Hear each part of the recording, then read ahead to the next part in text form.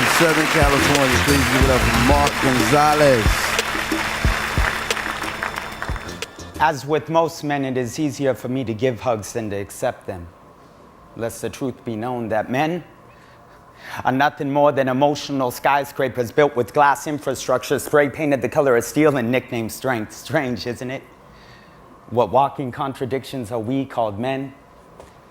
Men are taught to colonize at the age of 5 through games like cops and robbers, cowboys and Indians. At the age of 8, we're given helmets and told to hit each other in the head with it. Bleed, but do not blink. Cut, but do not cry. Be a man, join the military, die for your country, and if death comes for you, look it in the eye and say, bring it on, motherfucker, I fear nothing but intimacy. When it comes to intimacy, men quiver like fault lines, crumble like cities.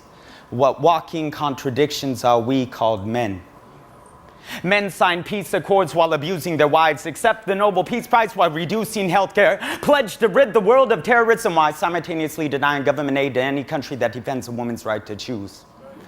During the 1970s, the U.S. government forcibly sterilized an estimated 50% of the indigenous population of America's Midwest, telling them the process was reversible. Can you say biological terrorism? And in a global war against terror, maybe testosterone is the real terrorist. And if so, how many of these star-spangled singing, flag-waving citizens would continue to do so if terror was not racialized, but gendered?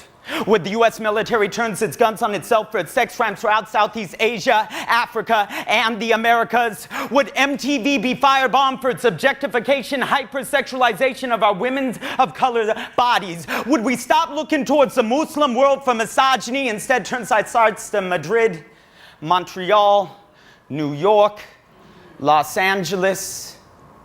And now I understand my sisters when they say every woman has a story that's been told a maximum of one soul, maybe less. And that is why you will never hear me call a woman slut, bitch, or dyke no matter what she does, because I do not blame her. I blame the men who have emotionally and physically raped her. I blame these corporations who images tell her they hate her, and I put my arms on her shoulder and tell her how grateful I am to God that she created her. Men, take note, this is how you give love. This is how you receive hugs. Press flesh to flesh till breasts crumple like emotional origami.